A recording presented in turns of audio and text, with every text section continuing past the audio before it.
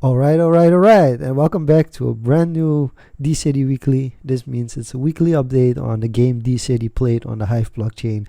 Welcome back, and we're going into week 2, or at least my second week of playing DCity in 2021.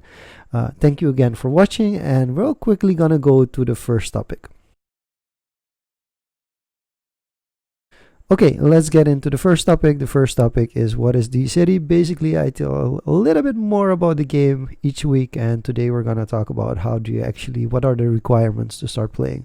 Well, first of all, you need a Hive account. If you don't have a Hive account yet, go to Hive on board. I'll put a link with my referral in the description, but you can also go straight to Hive on board to make an account. And once you have an account, you can just log into DCity. You can either use Keychain, but now you can also use Hive Signer if I'm correct. And with both those, you can actually log into the game and start playing. It is pay to play, which means you do need some Hive to purchase cards to start with. Otherwise, it will be just an empty city. And yes, anybody who has a Hive account can start a city. And like I explained last week, you can buy those cards, and every card has an attribute. So basically, the card can have an attribute which is population. It's all written on all the cards. It says how much population it has, meaning how many people, the number of people that will live in your city once you purchase that card.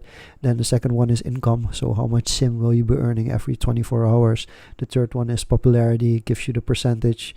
Gives a percentage bonus on the population. So there's actually the more popularity you have, the more your population grows as well. There's kind of a mechanism.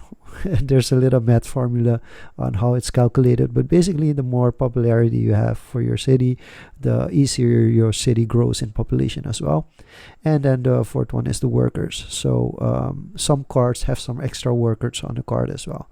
Now there are also two attributes, education and creativity, and those will help you with in-game play. Education will help you get cards that are technology cards, and the creativity card can help you get a background for the game. So that's the what is DCity part. Now let's talk a little bit about strategy. Basically, there's different strategies, and one of the main strategies in a game is whether or not you're going to decide to have a no income city or you're going to have an income city. So a no income city is basically a city that's just being built to get the population as big as possible, to rank as high as possible in the ranking for the biggest cities. The benefit from that is that you can earn some Hive if you're a top 400 city, but also the higher you rank, the more Hive you get from ranking on the leaderboard. Now what you should know is that there are certain penalties, like if you are a no income city, you pay like 30% tax on your income, and it's kind of hard. It's really hard. There are a lot of people trying to really be on top, but it's a strategy that you can use if you decide to, okay, I want to basically get sim, I don't necessarily want to get sim income, I want to get Hive income, and I want to build the biggest possible city. Then that's one strategy. The other strategy is to build a sim income city where you actually earn daily sim and use or invest that sim as well to buy new cards or use it for something else. So basically, those are the two main options when you start playing, which you should consider when you're building a strategy. And of course, next week we'll go into another part of DCity strategy. So this segment is called Steal of the Week, which basically means that I go through all the NFTs to all the different cards that DCity has, and I pick one out that I feel like is a pretty good deal for this week. And the one that I'm going for is actually the forest.